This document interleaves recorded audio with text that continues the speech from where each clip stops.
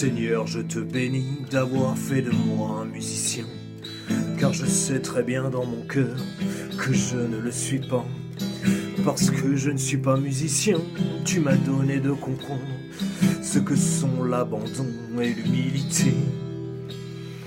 Tu m'as donné de comprendre que par moi-même je ne suis capable de rien, mais que si je te laisse faire, je peux tout même être musicien.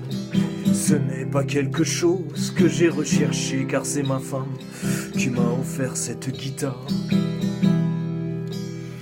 Je ne poursuivais donc aucun but, aucun désir, je n'ai fait qu'accueillir. J'ai quand même pris quelques cours. Très rapidement pourtant, je me suis lassé d'apprendre la musique des autres musiciens. Mais toi, mon bon Jésus, tu as pourvu à tout et tu m'as donné un professeur de guitare, compositeur. Semaine après semaine, il m'a divulgué beaucoup de secrets pour composer dans la conformité. Chaque semaine, je revenais avec une chanson, mais les paroles et la mélodie ne venaient pas de moi. Car j'ai tout de suite compris que l'inspiration n'était pas un souci, c'est le ciel qui me la sert sur un plateau. Nul besoin d'être savant pour être précieux aux yeux de Dieu, c'est tout le contraire. Le Christ ne peut agir dans un cœur gonflé d'orgueil, car celui-là ne lui laisse aucune place.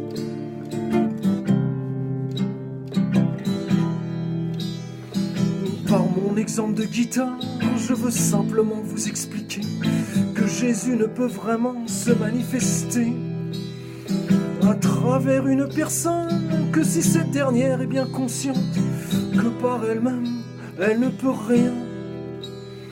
Et pour aller plus loin dans le sens de ma démonstration, sachez que si vous voulez servir Dieu, la personne dont il faut se méfier, c'est soi-même et personne d'autre. Pour cela, il faut maîtriser l'abandon. L'abandon, c'est vouloir réussir à étouffer sa volonté pour laisser la place à celle du Christ. Car ce n'est pas à nous de décider ce qu'il veut pour nous. Tant de gens qui croient œuvrer pour lui se trompent. Ces gens sont fiers de décider et d'entreprendre des tas de réunions qui ont pour objet le service du Christ. Ils sont dans l'orgueil de croire qu'ils servent Jésus alors qu'il n'en est rien, car c'est leur volonté qu'ils écoutent, pas celle de Jésus. Ils ont tellement à cœur de faire par eux-mêmes sans écouter l'Esprit Saint qui ne demande qu'à les inspirer, qu'ils végètent dans un amour qui n'en est pas un mais qui convient à la soif ardente de leur orgueil.